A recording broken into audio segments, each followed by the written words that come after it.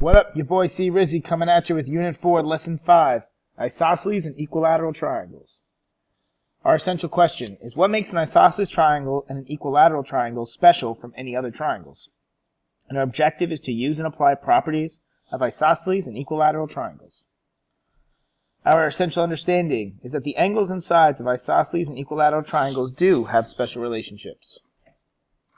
So this picture represents the parts of an isosceles triangle. What is an isosceles triangle, just in case you've forgotten? An isosceles triangle is one in which the legs, what is notated in red, are both equal to each other. So an isosceles triangle has two pairs of equal sides, while an equilateral triangle has three pairs of equal sides. So the isosceles triangle theorem says if two sides of a triangle are congruent, then the opposite angles are also congruent.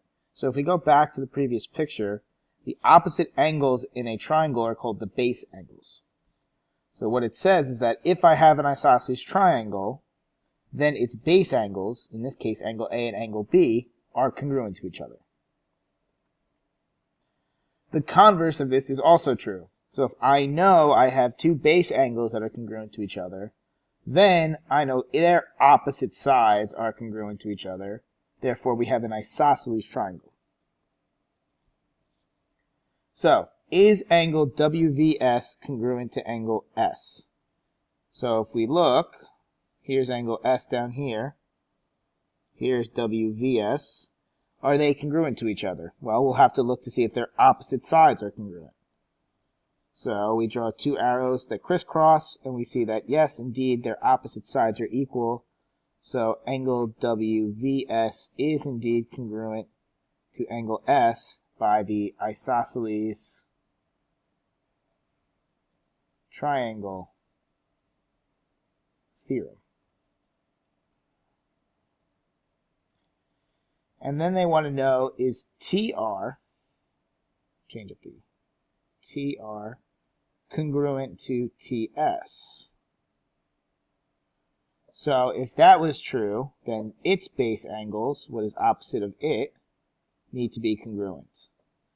So what is opposite TR is angle S, which has one tick mark, and angle R, which has one tick mark, or circle. Therefore, if they each have one circle, the base angles are congruent to each other. So TR is congruent to TS. Now, we proved that the side lengths were congruent to each other. So this is an isosceles triangle theorem, but the converse to the isosceles triangle theorem. So when we proved the angles were congruent, that was isosceles triangle theorem. When we proved that the sides were congruent, that was the converse to the isosceles triangle theorem. Okay, and here's some extra little corollaries. If a triangle is equilateral, then the triangle is equiangular. If a triangle is equiangular, then it's equilateral. So what are the measures of the angles in an equilateral triangle? Well, if they're all the same, and there's three of them, 180 degrees divided by 3 is 60. So each single one of these angles is 60 degrees, thus making it the word equiangular, meaning of all equal angles. Theorem 4.5 is if a line bisects the vertex angle of an isosceles triangle, then the line is also the perpendicular bisector to the base. So what it says is that I know triangle ABC is isosceles because of the sides. So if it says if I have this line that comes down from the top at C, and the angles that it creates are equal to one another, then it creates a right angle at the bottom and divides or bisects line segment AB. And we know bisect means to cut into two equal pieces. So there's a lot of information going on with that one. So suppose the measure of angle A is 27. What's the value of X? So here's the measure of angle A down here. This is 27. Well, I know this is 27 over here because I have an isosceles triangle, so the base angles are the same. Now we need to know a second angle to be able to figure out x, and we're going to focus in on this triangle. Well, I see right here that B is being bisected. And since ABC is an isosceles triangle, then by this last theorem, if they're being bisected, then it creates a right angle down here and divides this into two equal pieces. So now I know angle BDC is 90 degrees. I know angle C equals 27 degrees. So angle B is x, and I know these three angles have to add up to, if I add all three of these, it has to add up to 180. So if we quickly do the math, 90 plus 27 is 117 degrees, and 180 minus 117 is 63. So this has to be 63.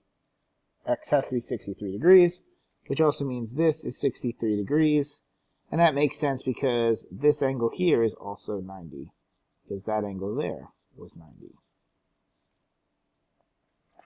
Okay, lesson check.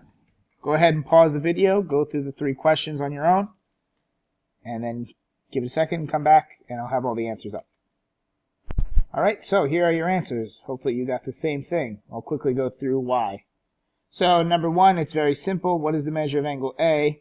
Well, I was given that this triangle was isosceles, so I know my base angles need to be the same.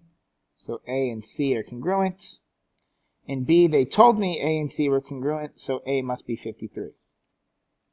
Number two, find the value of x. Well, if this is 30 degrees, and this is isosceles, I know these two angles have to be the same. So I know this plus this has to add up to 150, given that I already know this is 30. 150 divided by 2 is 75. So both of these angles down here, D and F, are both 75. In part B, again, I have an angle bisector here, so I've got right angles. I know this is isosceles, so that angle is going to be 42. 42 plus 90 plus 48 equals 180, so x has to be 48. And number three, the measure of one base angle of an isosceles triangle is 23. What are the measure of the other two angles?